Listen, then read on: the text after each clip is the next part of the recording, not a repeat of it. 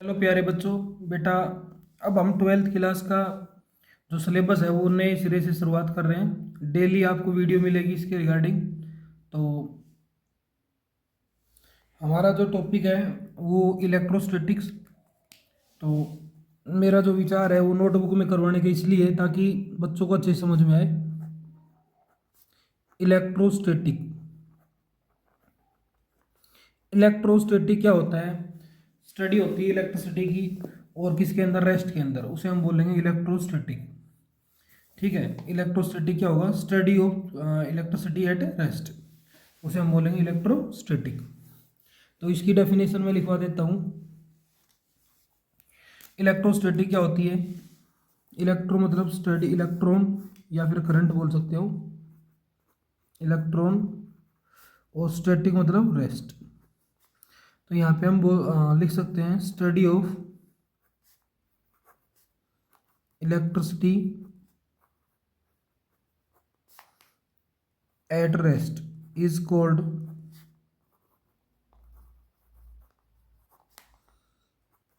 Electrostatic.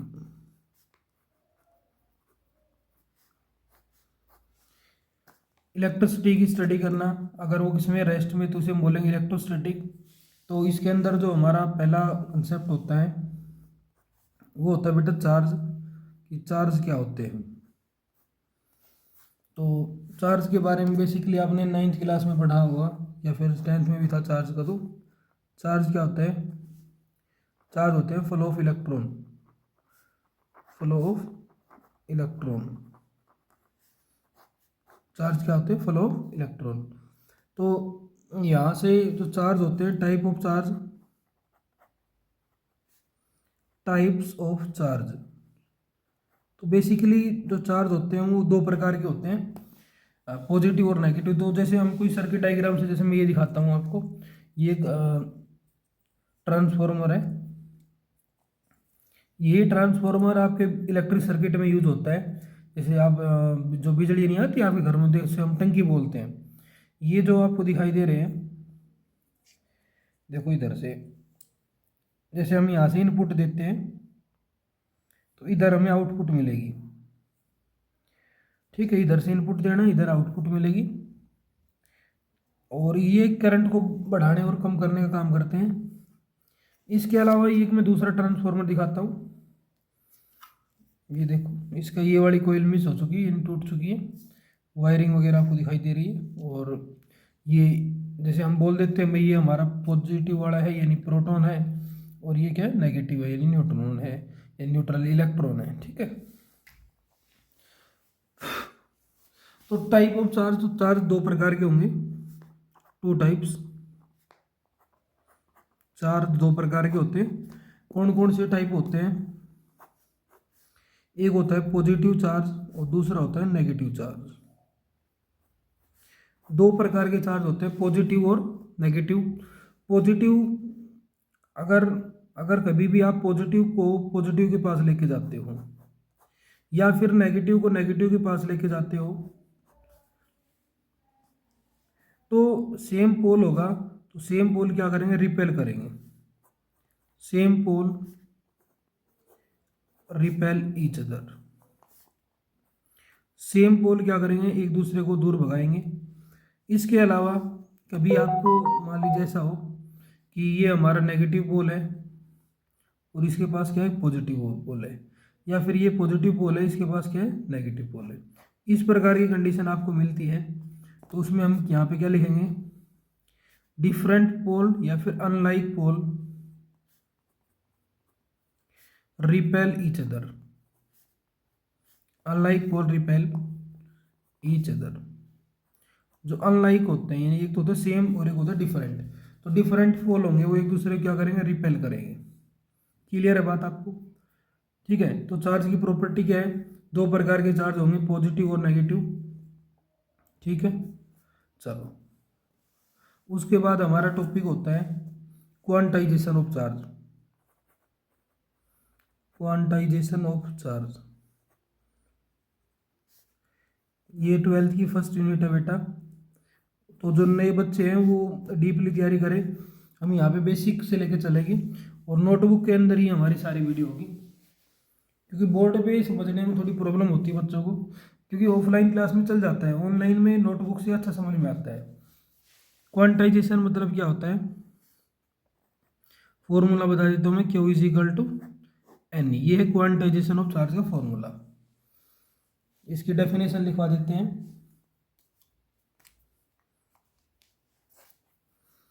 Quantization of charge is defined as total number of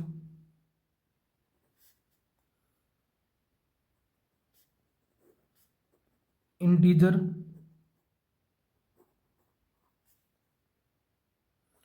multiple the basic unit of electron.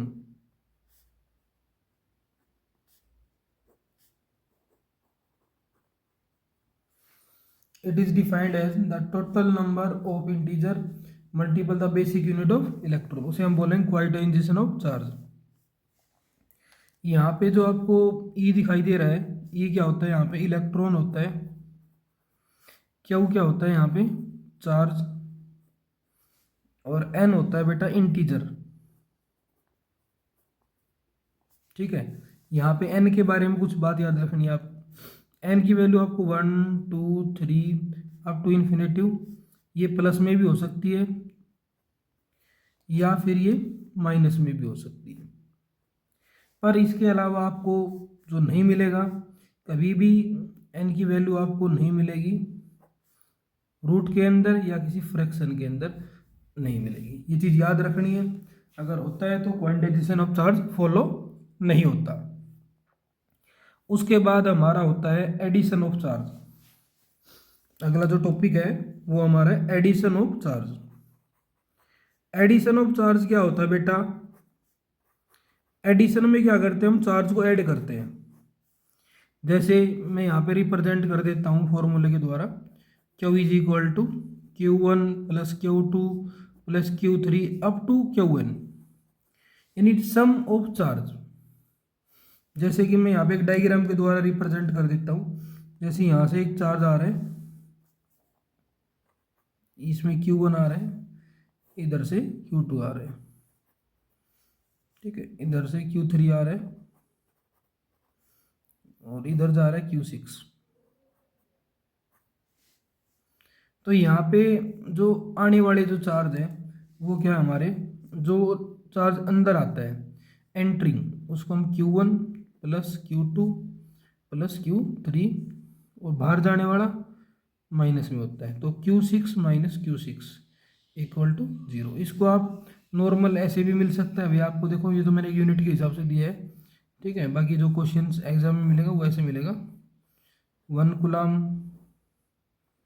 2 coulomb 3 coulomb, ऐसे हो गई ये अंदर आने वाले, और बाहर जाने वाले को ऐसे अलग से दिखाई दिया जाएगा 6 कूलम, ठीक है। कूलम क्योंकि यूनिट के हिसाब से मिलेगी, ये तो मैंने वैसे समझा दिया, यूनिट के हिसाब से मिलेंगे। और फिर आपने यहाँ पे लिखेंगे, इसमें कि अगर आप डेफिनेशन लिखना चाहो तो इसमें लिख सकते हो, the addition of charge, the addition of charge is the sum of n number of charge.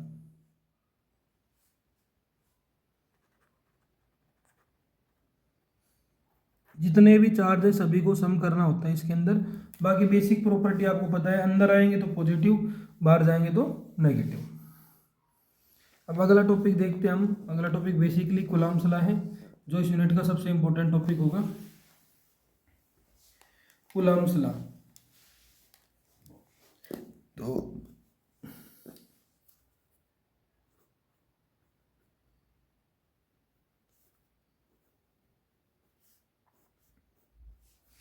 Coulomb's law होता क्या है, पहले ये बेसिक हमें पता होना चाहिए। कूलम्ब्स लॉ क्या होता है, फोर्स ऑफ अट्रैक्शन होता है दो चार्ज का। जैसे एक हमारे पास ये वाला है और एक ये वाला है, इन दोनों चार्ज को जैसे जितना हम पास लेके आएंगे उतना ही इनके बीच का डिस्टेंस क्या हो रहा है। जैसे मैं इसको पास लेके आ रहा हूँ तो डिस्टेंस क्या होगा, कम होगा, पर इनके बीच में जो लगने वाला जो फोर्स है वो बढ़ जाएगा। जैसे ये पॉजिटिव है ये नेगेटिव, तो हमें अभी प्रॉपर्टी पड़ी थी पॉजिटिव क्या करता है नेगेटिव को अपनी तरफ खींचता है। तो मैं जितना पास लेके आऊँगा तो फोर्स इनके अंदर क्या होगा, बढ़ जाएगा। जितना दूर लेके जाएंगे फोर्स कम होता चला जाएगा, जितना पास आएगा फोर्स बढ़ेगा, डिस्टेंस कम होगी। डिस्टेंस कम करेंगे फोर्स बढ़ेगा, चाहे वो रिपल्सन हो चाहे वो अट्रैक्शन हो, सेम केस रहेगा। तो कूलम्ब्स लॉ क्या होता है, पहले इसकी डेफिनेशन लिख लो। Force is directly proportional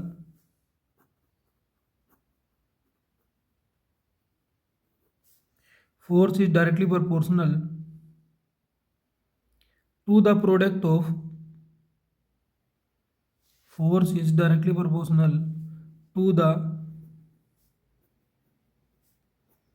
product of charge and inversely proportional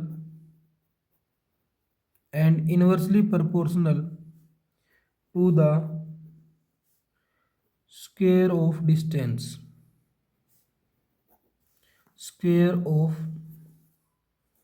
distance between them। तो यहाँ पे जो बात तो लिखी हुई है, पहले क्या लिखा है, फोर्स इज डायरेक्टली प्रोपोर्शनल, तो डायरेक्टली प्रोपोर्शनल का निशान लगा दिया हमने, to the product of charge. तो चार्ज के प्रोडक्ट क्या होंगे वो हमें लेने पड़ेंगे। देखो समझाता हूँ, डायग्राम ले यहाँ पे। ये हमारे पास एक पॉइंट चार्ज है और एक ये है। यहाँ पे हमने एक चार्ज कंसिडर कर लिया Q1 और दूसरे का नाम Q2, और दोनों के बीच को डिस्टेंस है उसको हमने मान लिया R। इस पॉइंट का नाम A है और इसका नाम B है। तो force is directly proportional to the product of charge, यानी Q1 और दूसरा Q2। एंड इनवर्सली होता है ना उल्टा, proportional to the square of distance, तो डिस्टेंस से क्या कर देंगे, स्क्वायर कर देंगे। समझ गए। तो हमारे पास जो ये साइन दिखाई दे रहा है हमें डायरेक्टली प्रोपोर्शनल का, इसको हटाने के लिए हम के कांस्टेंट यूज करेंगे, और के की वैल्यू होती है 1/4πε0, और इस टोटल की वैल्यू बराबर होगी बेटा 9 × 10⁹। और कभी कभी ये एप्सिलॉन की वैल्यू पूछे तो इसके बारे में बताना है 8.85 × 10⁻12। खाली जो एप्सिलॉन होगा उसकी वैल्यू क्या होगी 8.85 × 10⁻12। समझ गए। अच्छा चलो आगे देखते हैं। अब हम क्या करते हैं, एफ इसको हटाने के लिए क्या वैल्यू रख देंगे 1/4πε0 Q1 Q2 अपॉन में R का स्क्वायर, और हमारा ये क्या आ जाएगा, रिजल्ट आ जाएगा कूलम्ब्स लॉ का। अब हम इसकी एसआई यूनिट और डायमेंशनल फॉर्मूला और लिख लेते हैं एक बार। अगर हमसे पूछता है भी फोर्स की डायमेंशनल यूनिट निकालो या एसआई यूनिट निकालो, तो देखो कैसे निकालते हैं। तो बेटा ये क्या है, कांस्टेंट है, तो कांस्टेंट की वैल्यू क्या होती है 1 होती है। अब चार्ज की क्या होती है कूलम्ब, इस चार्ज की क्या हो जाएगी कूलम्ब, और आर क्या है डिस्टेंस, डिस्टेंस क्या होता है मीटर का स्क्वायर। तो सी इंटू सी क्या हो गया कूलम्ब का स्क्वायर, और एम ऊपर जाएगा तो -2। ठीक है। तो अगर आपसे ऐसा यूनिट पूछता है तो बताना है कूलम्ब स्क्वायर और एम इनवर्स। अब इसका हम डायमेंशनल फॉर्मूला निकालते हैं, डायमेंशनल फॉर्मूला। तो डायमेंशनल फॉर्मूला देखो, फॉर्मूला यही है। तो एफ इज इक्वल टू ये क्या हो गया 1, और अब क्यू की वैल्यू हमें निकालनी है। तो एक फॉर्मूला आपने 10th क्लास में पढ़ा होगा, I is equal to Q upon में टी। अगर यहाँ से क्यू की वैल्यू निकालोगे तो क्या जाए Q is equal to I T. तो हमने क्यू की जगह क्या रख दिया आई टी, और दूसरे क्यू की जगह क्या रख दिया आई टी, और नीचे डिस्टेंस है देखो एम एल टी। डायमेंशनल में क्या यूज़ करते हो आप, एम एल टी तो करते हो, मास लेंथ और टाइम। तो डिस्टेंस को एल से करोगे तो यहाँ पे डिस्टेंस कितनी आर स्क्वायर, तो यहाँ क्या हो जाएगा एल का स्क्वायर। आई क्या होता है, करंट की यूनिट होती है एम्पियर, तो आई इंटू आई क्या हो गया एम्पियर का square, T into T T का स्क्वायर, और एल ऊपर जाएगा तो -2। तो ये आ जाएगा हमारा डायमेंशनल फॉर्मूला। अब हम जानते हैं कूलम्ब्स लाइन वेक्टर फॉर्म। कि वेक्टर फॉर्म में कूलम्ब्स लॉ क्या होता है। अब हम हेडिंग डाल लेते हैं, Coulomb's law in vector form. Coulomb's law in vector form. Coulomb's law in vector form. तो वेक्टर फॉर्म में कूलम्ब्स लॉ को स्टडी करना है, क्या है ये देखो। तो सबसे पहले हमें क्या चाहिए, डायग्राम बनाते हैं। तो ये हमारी एक्सिस हो गई, ये वाली एक्स मान लेते हैं, इसको वाई मान लेते हैं। अब हम डायग्राम के हिसाब से हमने ये दो पोजीशन वेक्टर ले लिए, इसका नाम हमारा r1 वेक्टर, इसका r2 वेक्टर। ठीक है, ये हमारा O पॉइंट हो गया और यहाँ पे हमारा ये A पॉइंट है और ये B पॉइंट है। अब A पॉइंट पे जो चार्ज है उसका नाम है Q1 और B पॉइंट पे जो चार्ज है उसका नाम है Q2। समझ गए, यहाँ पे चार्ज Q1 है और यहाँ पे Q2 है। अगर मैं इन दोनों के बीच को देखूँ तो देखो, अगर नॉर्मल मैं यहाँ से लिख सकता हूँ OA is equal to R1 vector और OB is equal to R2 vector. और अगर हम A से B जाते हैं, ठीक है, पोजीशन वेक्टर के हिसाब से, तो अगर हम A से B जाएंगे तो हमारे पास होगा R12 वेक्टर। ठीक है, और अगर हम B पॉइंट से, ये हमारा B पॉइंट है, B पॉइंट से हम A पॉइंट पे आएंगे तो हमारा क्या होगा, R21 वेक्टर। ठीक है, तो हम यहाँ पे लिख सकते हैं R12 वेक्टर। तो R12 क्या है हमारा, हम यहाँ से लिखेंगे R12 वेक्टर है हमारा, यानी कि A से B, A से B क्या होगा R12 वेक्टर। A से B जाएंगे तो क्या रहेगा R12 वेक्टर। और R12 का मतलब क्या है, यानी जो फोर्स है वो R2 पे लग रही है, किसके कारण, R1 के कारण। ऐसे ही हम अब B से A की तरफ आते हैं, B से अगर हम A की तरफ आएंगे तो उसे हम क्या लिखेंगे R21 वेक्टर। और R21 का मतलब होगा R1 vector minus R2 vector. समझ गए, R1 माइनस R2। अब अगर हम नेट फोर्स की बात करते हैं तो फोर्स भी सेम डायरेक्शन लगेगा, इधर क्या लगेगा F12 वेक्टर और नीचे से ऊपर की तरफ भी क्या लगेगा F21 वेक्टर। तो अगर हम यहाँ से कंक्लूजन भी समझें तो हमें समझ में आता है F12 vector is equal to minus का F21 वेक्टर। तो जो F12 है ये माइनस F21 का बराबर है। ये आपने कहाँ पढ़ा था बताओ, 11th में पढ़ा था ये, according to Newton third law of motion. According to Newton third law of motion. तो न्यूटन ने अपने थर्ड लॉ में बताया था every action give and opposite reaction. तो अब हम बस कूलम्ब्स लॉ का यूज कर लेंगे यहाँ पे। F12 वेक्टर बराबर में 1/4 पाई एप्सिलॉन नॉट। पहले हम F12 निकालेंगे, फॉर्मूला आपको पता है कूलम्ब्स लॉ का, देखो आपके सामने ये रहा 1/4 पाई एप्सिलॉन Q1 Q2। तो यहाँ पे हम रखेंगे Q1 और Q2 अपॉन में R का स्क्वायर। अब यहाँ पे 1 2 लेके चल रहे हो तो R की वैल्यू क्या होगी 1 2 इसके बराबर होगा R2 माइनस R1। तो क्या, तो आप ये लिख लो R12 का स्क्वायर, या फिर सीधा लिख सकते हो R2 vector minus R1 vector का होल स्क्वायर। अगर आप यहाँ पे डायरेक्शन दिखाना चाहते हो वो तुम्हारी मर्जी है, दिखाना चाहते हो तो यहाँ पे ले लोगे R12 का यूनिट वेक्टर। ऐसे ही अब हमें क्या दिखाना पड़ेगा F21 वेक्टर। तो F21 वेक्टर क्या होगा 1/4 pi epsilon not Q1 Q2, और ये 21 है तो 21 किसके बराबर होगा R21। देखो यहाँ भी R21 आएगा, R21 किसके बराबर होगा R1 vector minus R2 vector का होल स्क्वायर और साथ में R21 का यूनिट वेक्टर। तो ये हमारा हो जाएगा Coulomb's law in vector form के अंदर। तो इलेक्ट्रोस्टैटिक का जो बेसिक है फर्स्ट पार्ट वो हमने कंप्लीट कर लिया है इस वीडियो के अंदर। जो सेकंड पार्ट होगा वो इलेक्ट्रिक स्टैटिक एंड फील्ड, वो नेक्स्ट वीडियो के अंदर हम कंप्लीट करेंगे। तो अगर आपको वीडियो अच्छी लगी है तो आप कमेंट करें, अगर कुछ सुधार करने की ज़रूरत है, बोर्ड पे ज़रूरत है तो आप हमें बताएं, वो हम एडजस्ट करेंगे। ओके बेटा, thank you for watching this video. जय हिंद, जय भारत।